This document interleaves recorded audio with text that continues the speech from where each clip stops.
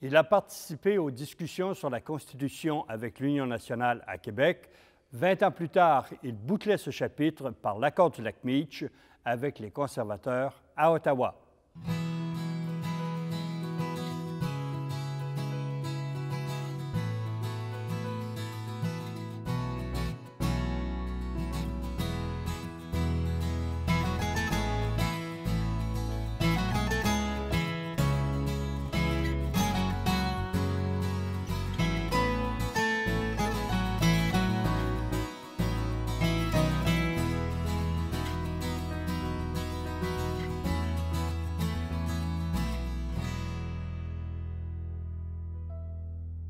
Bonjour, M. Masse. Bonjour.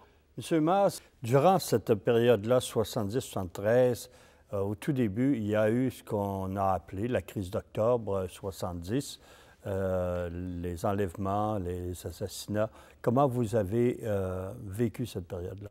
Ça a été une période, disons, douloureuse pour tout le monde.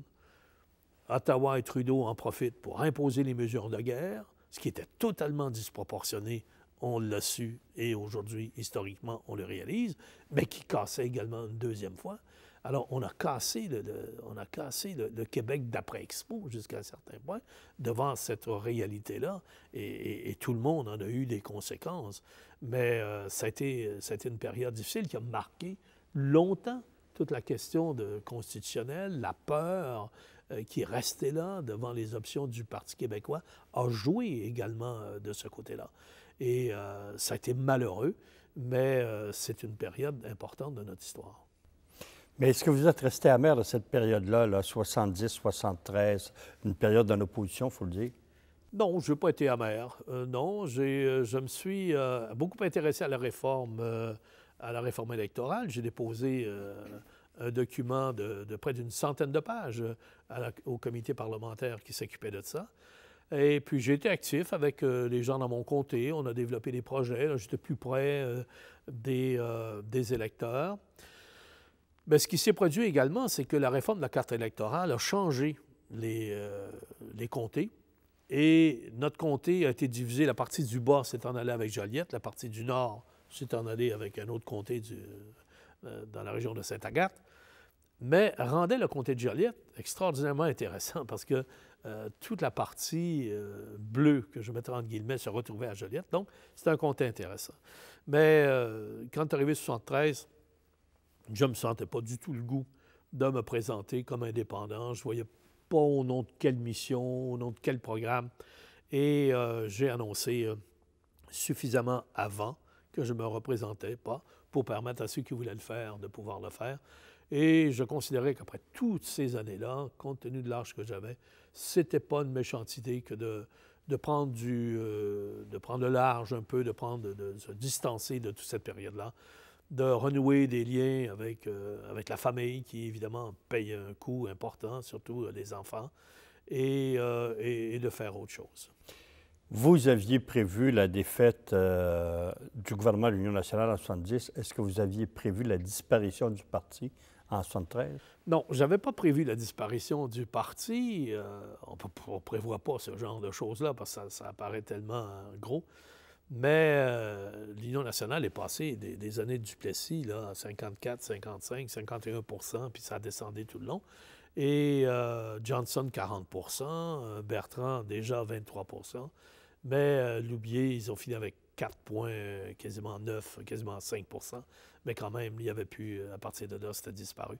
Vous ne vous êtes pas représenté en 73, vous vouliez faire autre chose, mais aviez-vous derrière la tête l'idée de revenir un jour, ce que vous avez finalement fait avec les conservateurs? Alors, dans ce sens-là, oui et non, dans le sens qu'en 72, je ne voulais pas aller au Parti conservateur. Et c'est l'élection où le gouvernement Trudeau a été minoritaire.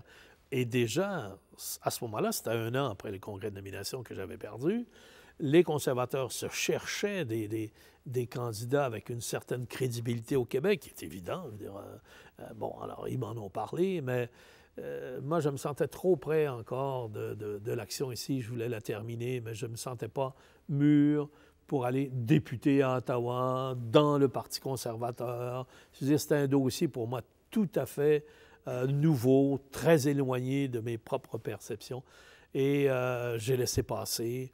Mais quand 73 est arrivé, là, le gouvernement était toujours minoritaire. Là, le Parti conservateur voulait toujours trouver des candidats. Et là, c'est revenu avec force. Et puis là, j'ai été, disons, tenté pour la raison suivante, aussi simple que ça puisse paraître. Mais nous avions demandé à Stanfield de porter une partie de la croix et de la solution du Québec. Souvenez-vous qu'on l'avait persuadé, lui, de la Nouvelle-Écosse, premier ministre, sensibilisé aux provinces, Daniel Johnson. On l'avait amené ici, à la Maison Montmorency, avec M. Faribault et Daniel Johnson, à accepter l'évolution du Canada autour des deux nations. Souvenons-nous que c'était son programme en 68.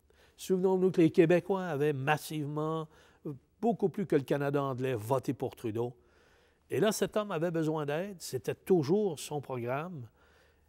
Il m'apparaissait, étant très, très au courant de tout ça, difficile de dire non. Et finalement, j'ai accepté d'être candidat en 1974. Je me suis présenté dans la région de Saint-Jérôme, dans le comté de Labelle. On a fait une élection évidemment difficile. Trudeau a fait toutes sortes de pirouettes et de promesses. Et encore une fois, le Québec largement a réimposé Trudeau, encore une fois, au Canada anglais. Et dans ma circonscription, disons que je crois que les conservateurs avaient eu 21 % du vote au Québec. C'est pas beaucoup. Mais dans cette circonscription, j'avais monté ça jusqu'à 40 % alors qu'avant l'élection, les conservateurs étaient non existants. Mais il m'a manqué 1000 de votes. Et je n'ai donc pas été de ce groupe de 74. Mais jusqu'à certains points, je me sentais mieux avec moi-même parce que j'avais répondu positivement, non pas aux conservateurs, mais à Stanfield. Et je pense qu'on lui devait quelque chose à cet homme-là, malgré tout le négatif que le Québec avait envers Stanfield. Vous êtes représenté quelques années plus tard, peut-être en 79? Alors, ce qui est arrivé après les élections qui ont eu lieu à l'été, après 2-3 semaines, j'étais à mon chalet à Saint-Donat, et puis un de mes amis, M. Bernard Lamarre, me téléphone et il me dit que sa firme venait de gagner un contrat avec l'organisme d'aménagement des Nations unies, un contrat après la suite des sécheresses dans le Sahel, donc en Afrique. Un contrat on appelait ça une institution, de supporter l'institution du Liptako-Gourma, qui est l'organisme d'aménagement du territoire de la Haute-Volta à l'époque du Niger et du Mali. Il cherchait un chef de mission. Alors là, on n'est pas loin de ce que j'avais fait au Québec pendant des années, aménagement du territoire, planification. Et là, je me sentais confortable et ça tombait bien parce que je dis, là, il fallait que je fasse quelque chose. Et là, ça me permettait de prendre une certaine distance et de regrouper tout le monde de ma famille. Et on arrive en 1984. Bien qu'il ait été candidat, c'est vrai, il ne faut pas l'oublier dans la belle, à l'élection de 79-80, là, quand le gouvernement de Joe Clark s'est fait battre. Mais là c'était simplement pour porter le drapeau du parti parce qu'on savait qu'on n'avait aucune chance de gagner. Je pense que Trudeau a été élu avec 68 % des votes au Québec. Mais des fois, il faut témoigner comme ça que, ne peut pas abandonner totalement ses amis.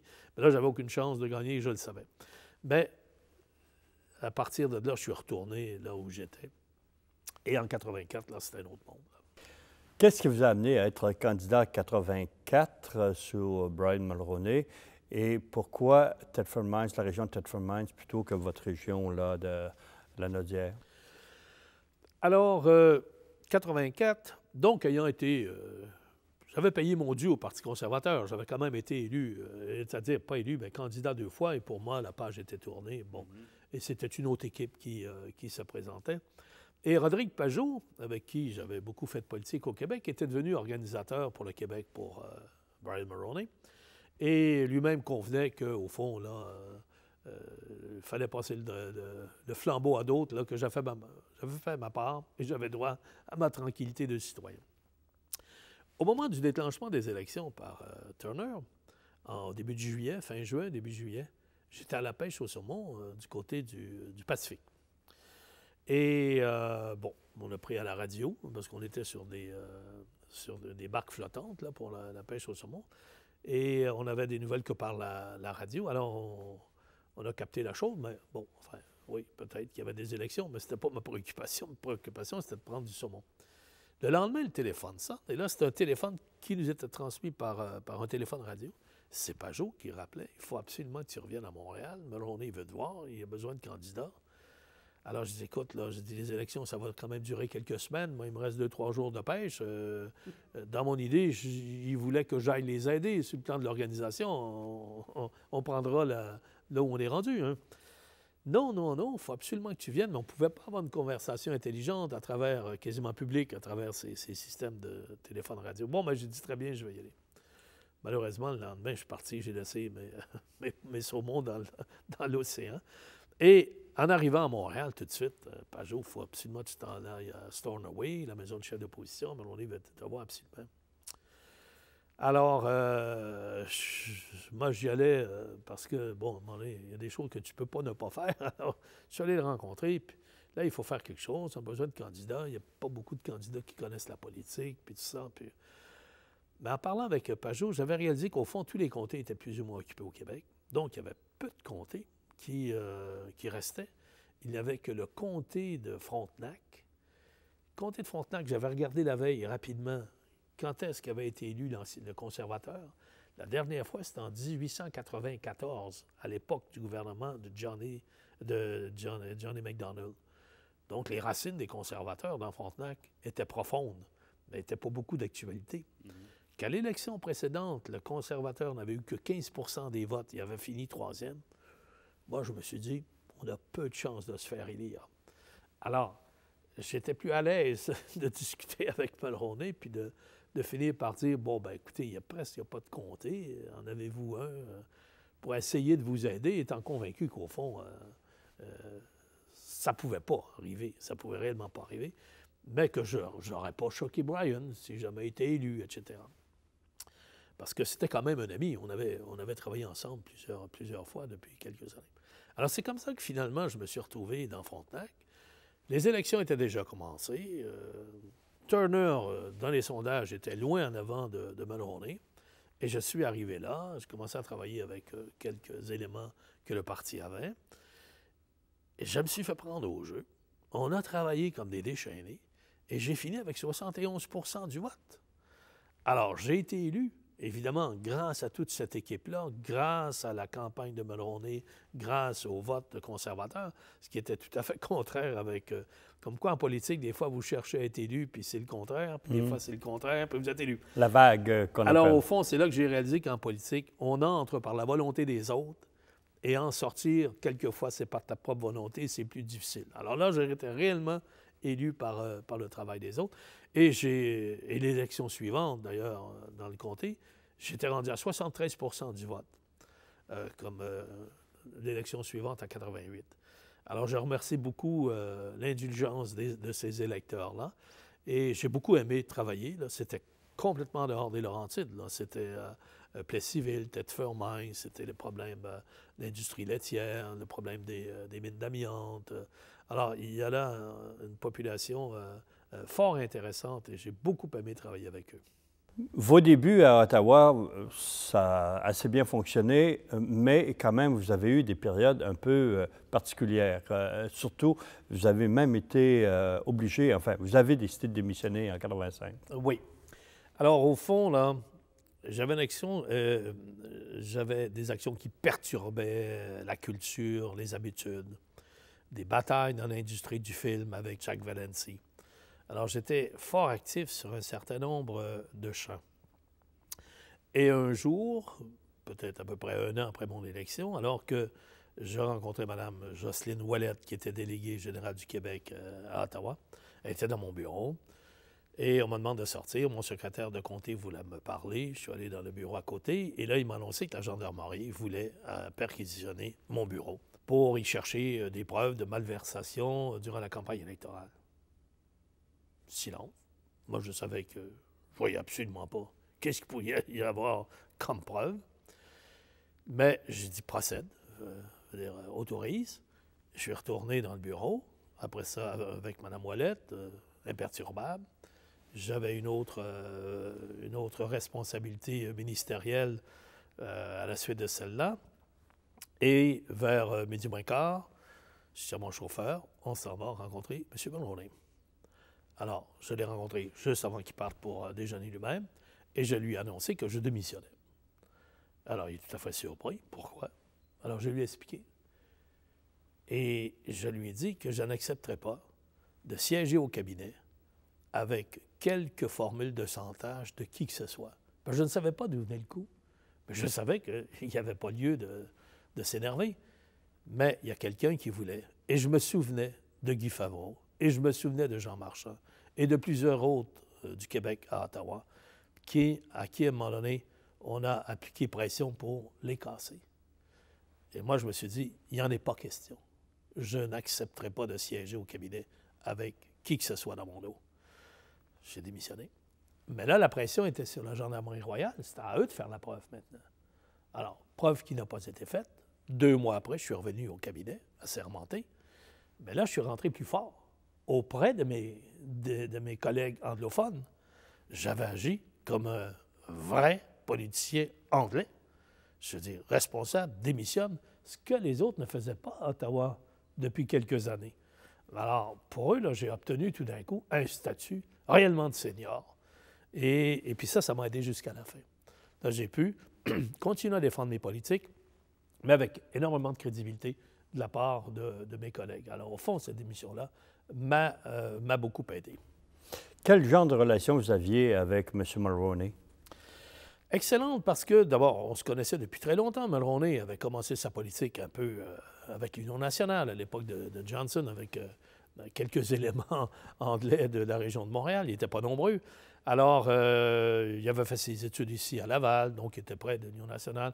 Je l'avais rencontré à différentes époques, mais il n'a pas été actif au point de vue du parti autant que du Parti conservateur à Ottawa. Alors, rapidement, il est allé plutôt de ce côté-là. Mais il s'est monté une organisation avec des gens de l'Union nationale, dont Rodrigue Pajot. Donc, on était assez près dans ce sens-là. Je veux dire, pas sur le plan d'amis personnels, mais on s'était rencontrés à maintes reprises dans des réunions. Puis, vous savez, à ce moment-là, dans les années 70, 80, au début, il n'y avait pas beaucoup de conservateurs au Québec. Alors, quand il y avait une réunion, on se retrouvait toujours les mêmes. Donc, on se connaissait assez. Et les relations ont toujours été excellentes avec lui. Jamais il est intervenu dans aucun de mes dossiers. Tout s'est très bien passé. Et je voudrais rendre hommage quand même à M. Brian Mulroney, parce que c'est lui qui a porté la Croix du Québec. Et aujourd'hui, je sais combien il y a un Parti du Canada anglais qui ne peut pas accepter ça. On lui a jamais pardonné cette partie de réouvrir de nouveau les négociations constitutionnelles sous sa responsabilité et d'avoir porté pendant toutes ces années ce que j'appelle la Croix du Québec dans toute cette réforme constitutionnelle. On ne lui a jamais pardonné ça. Et en plus, on ne lui a pas pardonné le traité de libre-échange qui était demandeur, l'Ouest, avec ses richesses naturelles, le Québec, encore une fois, contre, disait-il, les gens de l'Ontario, contre la base manufacturière de l'Ontario. Et en 88, on a été réélu avec le traité de libre-échange. Ça nous amène à parler de l'ACMIC, la négociation constitutionnelle, l'accord entre les chefs de gouvernement, puis la longue période qui finalement aboutit à un échec. Quel rôle vous avez joué là-dedans? Vous étiez vraiment dans les premières lignes. Alors, oui, parce qu'au fond, c'est le Québec qui était demandeur. Et à partir de là, on ne pouvait pas être insensible. Alors, au fond, ça s'est fait rapidement, par étapes. Premièrement, c'était le programme du Parti conservateur, le retour du Québec dans l'honneur et l'enthousiasme. Le beau risque, à un moment donné, comme disait René Lévesque, parce que finalement, un Canada, disons, rénové, retravaillé en fonction des intérêts du Québec, mais il fallait quand même l'essayer. Il fallait l'essayer, d'autant plus que j'étais de ceux qui croyaient au départ que si nous avions échoué jusqu'à maintenant dans la réforme constitutionnelle à Ottawa, c'était que le Québec était toujours demandeur, mais à l'exception de la courte période de personnes, il n'y avait personne qui écoutait de l'autre côté. Il n'y avait personne motivé de l'autre côté. Et rapidement, le Québec a fait formuler ses demandes constitutionnelles, ces fameux 5 points, ratifiés par les provinces, les 10 provinces du Canada, et puis Mulroney a participé aux négociations pour arriver avec un texte. Alors là, pour la première fois, il y avait des chances que les choses fonctionnent. Ce n'était pas la fin du monde, les 5 positions du Québec. Même, j'étais de ceux qui trouvaient que ça allait pas assez loin. Mais à partir du moment où on disait « nous, on respecte la demande du Québec », il ne fallait quand même pas aller mêler les cartes en se mettant le doigt là-dedans. Là où ça a échoué, c'est que Trudeau, avant de partir, il avait organisé la Constitution telle que c'était, telle qu'il avait rapatriée, en donnant 3 ans entre le moment où une province approuve une résolution de réforme constitutionnelle et la dernière. C'est-à-dire qu'il y avait 3 ans pour se faire de cette opération. Québec a été le premier qui a dit oui. Évidemment, l'Assemblée nationale a donné son accord. Mais là, la volonté de cette organisation, c'était pour s'assurer qu'il y a des changements électoraux, qu'il y a des élections. C'est de trouver des façons de mettre des emphages jusqu'à un certain point. C'est ce qui est arrivé. Au Nouveau-Brunswick, Frank McKenna a défait Hatfield largement sur la question du lac Meech. Il s'en est mordu les doigts le reste de sa vie, mais il a déclenché le premier. Après ça, le problème s'est posé au Manitoba, avec le MPD, s'est posé évidemment, avec d'abord et avant tout à Terre-Neuve, avec Clydewell, instrument, poisson pilote de Pierre-Éliott Trudeau, qui est réapparu dans le dossier, qui ne voulait pas que Mulroney réussisse là, lui, où il avait échoué. Il ne voulait surtout pas que le Québec, disons, ait des pouvoirs, particulièrement dans le domaine de la langue, qui lui avait enlevé par la Charte et toutes les politiques fédérales.